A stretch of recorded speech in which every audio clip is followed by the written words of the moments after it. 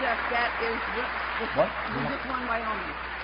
All right, news bulletin. We just won Wyoming.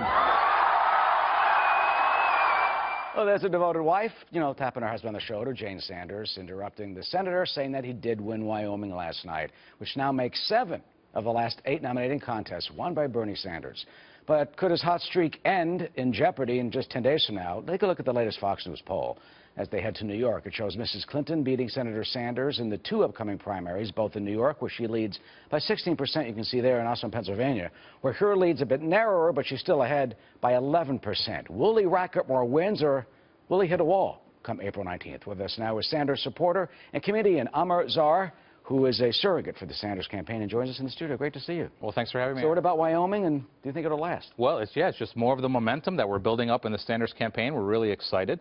We hope to go on, win New York, win a lot of other states, go to the White House eventually. But this is the momentum. This is the American people speaking. They want Bernie Sanders. But can he, well, not everybody wants Bernie Sanders. Can he harness that with New York State? Look, she's adopted state, represented New York State in the Senate at the Inner Circle show last night. She came out to thunderous applause when Mayor Bill de Blasio and the whole political strata is supporting Mrs. Clinton, and not your guy. Well, I mean, Bernie had a huge rally in the South Bronx about a week ago, 18,000 people. He filled up the Apollo Theater yesterday.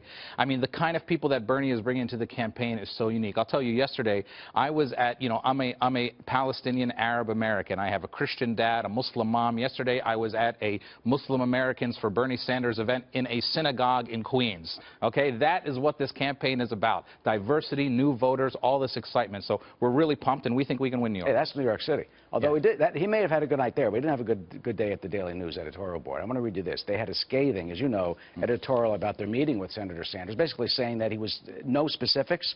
He was empty. Quote, the results were not pretty. What we discovered is a candidate who was long on rhetoric and short on substance, who lacks policy chops. Even on issues that are core to his campaign, Sanders is not only creating unrealistic expectations about what any president can achieve, but he's also making it more difficult to find practical solutions. And Amer, you know the criticisms. It's pie-in-the-sky socialist. He has no way to pay for any of this stuff. And all this stuff sounds good, free, but it's not realistic, and he has no idea what he's talking about when it comes to some foreign policy issues. Well, I wouldn't characterize his campaign as free. But, I mean, even as people have now rehashed that editorial board meeting with the New York Daily News, they've finally gone back and they've seen that Bernie was kind of right on most of the issues. He was factually correct on how breaking up banks works and that kind of stuff. He didn't have the facts. And today's editorial, Sunday, criticizes him heavily for not having more substance, not just last week. Right. Well, I mean, the New York Daily News, first of all, is a tabloid newspaper. It's not, necessarily the New York Times or anything like that. Not to be anything bad about the New York Daily News, but I mean, who knows what their leanings are when it comes to Bernie. But I will say this, that Bernie has put forward a lot of visions. Look, John F. Kennedy one day said, let's get to the moon. In his inaugural address, he didn't tell us all how we're going to do it, but it was a vision. He was a visionary, and same thing with Bernie. That's why we're following him. We believe in this campaign. We're proud to be part of the campaign, and we think we're going to take everything. But what happens when we run up against that wall of superdelegates? Well, the superdelegates, look, they don't cast their vote until the convention. The superdelegates were actually not very clear what they were going to do even in 2008 up until June or July. A lot of them switched. So we just want to get the lead and pledge delegates. We think we can do that with a lot of the delegate-rich states in New York. Remember, Bernie was down 20 points in Michigan a couple days before Michigan. Now they're saying he's 16 points down in New York. There's still 10 days to go before the election. What does the operation do? How does that work? Try to pick these people off from Mrs. Clinton. You think it's really realistic that you can do that? The superdelegates? Yeah. Well, I think the superdelegates probably will, I think they'll look at the end of the day when the convention comes around, when Bernie has more pledge delegates than she does, and see that he's just a better candidate. He's more likely to beat any Republican frontrunner in November, and we've seen that through polls. Bernie beats Trump by many more points than Hillary beats Trump. What happens if it's the opposite? Do you see potentially him throwing it in and giving his support to Mrs. Clinton?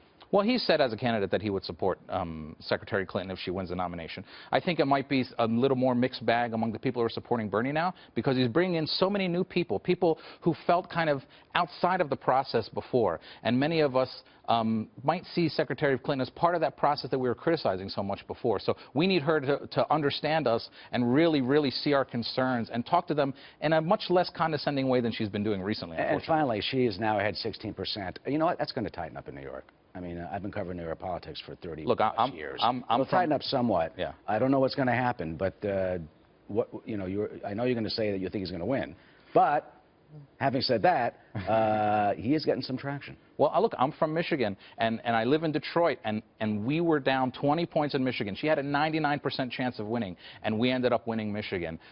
In no small account because of the diversity that Bernie was bringing to the campaign, he ended up winning Michigan by a couple points. So we think we can do it in New York, too. We don't see any reason why not. All right, Amer Zahr, thank you. Thank you. Welcome to New York, and good luck with your stand-up. Thanks for having me.